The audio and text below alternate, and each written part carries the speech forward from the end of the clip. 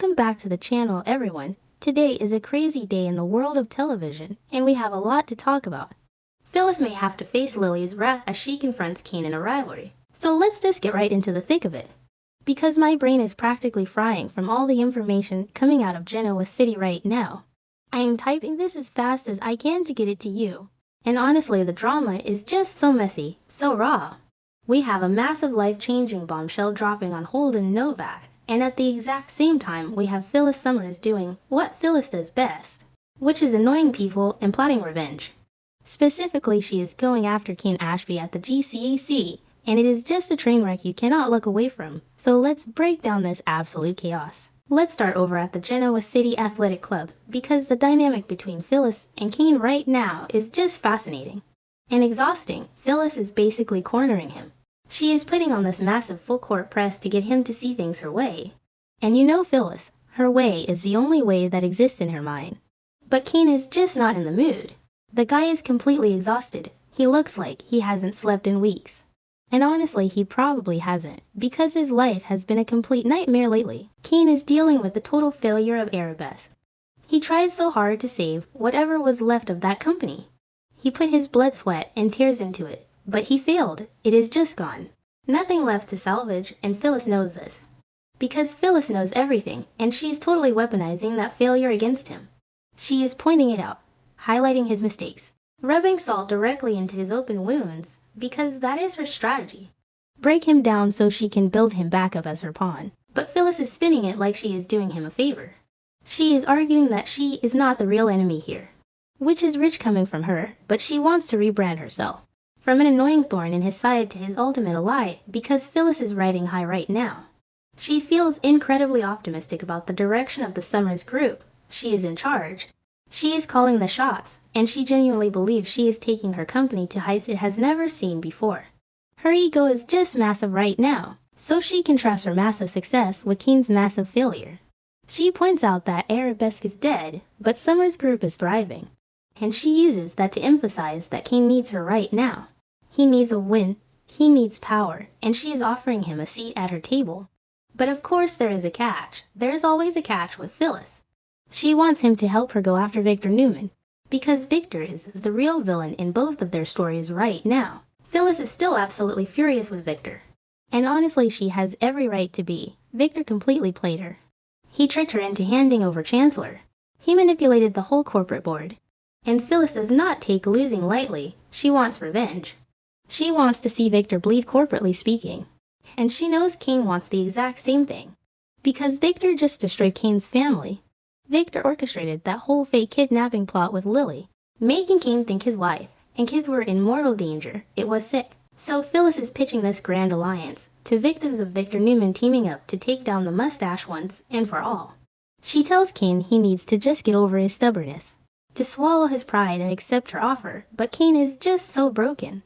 He is devastated by Lily's betrayal. He is raw. And Phyllis poking at him is probably just giving him a massive headache.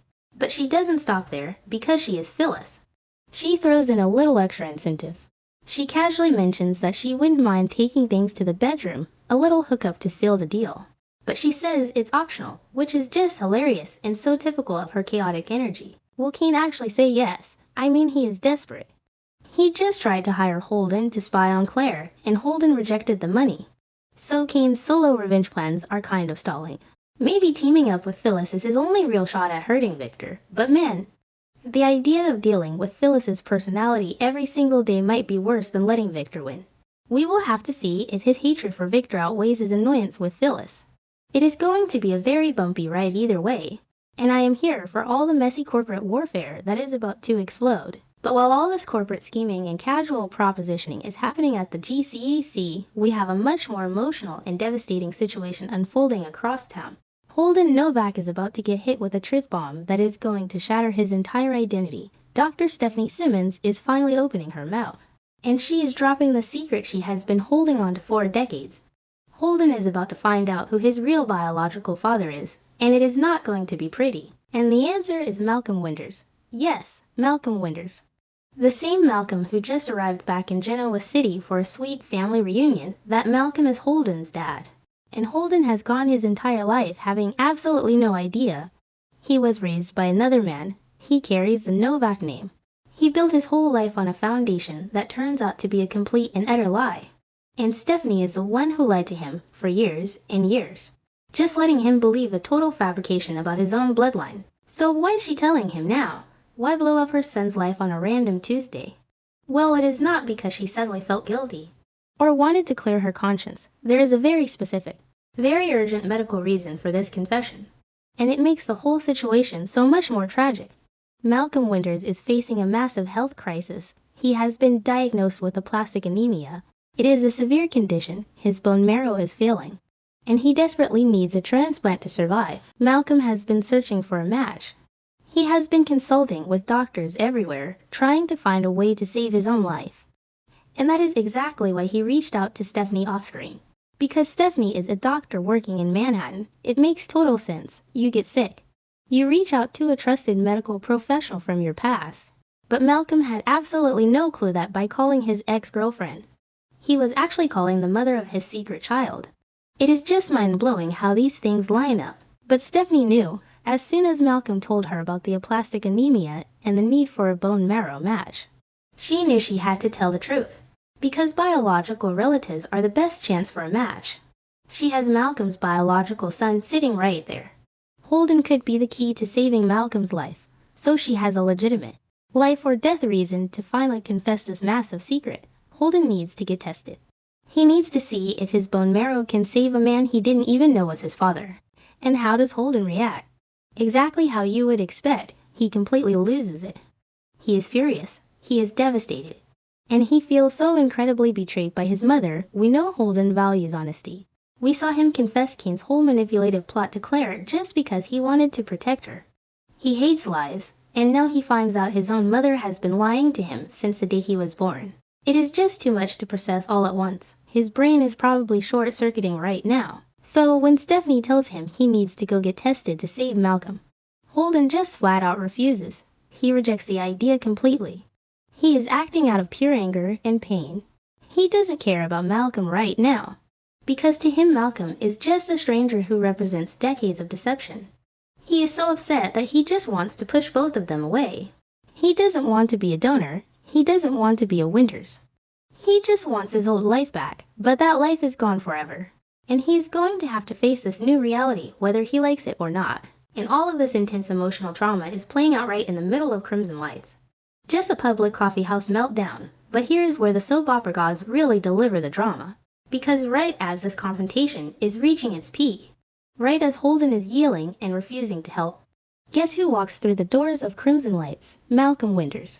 He strolls right in and catches the tail end of this massive argument, just walking right into the middle of a hurricane without an umbrella. But the dramatic irony here is just off the charts, because Malcolm is standing there watching this younger guy argue with Stephanie, and he has absolutely no idea that he is looking at his own flesh and blood.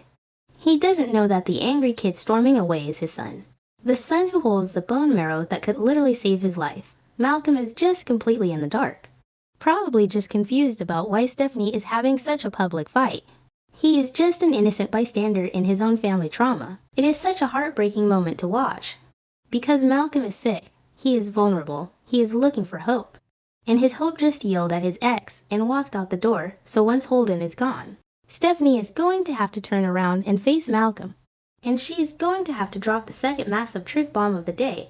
She is preparing to look Malcolm in the eye and tell him the shocking truth about who that boy was and why they were fighting. She is going to have to confess that Holden is his son, and that this son is currently refusing to get tested to save his life. It is going to be such an emotional explosion. I honestly don't know how Malcolm is going to handle it. Finding out you have a kid and finding out that kid hates you in the exact same breath, plus dealing with a life-threatening illness. It is just too much. The Wednesday episode of Y and R is going to be absolutely unmissable. You have to tune in to see how this all shakes out, because Genoa City will never be the same after this.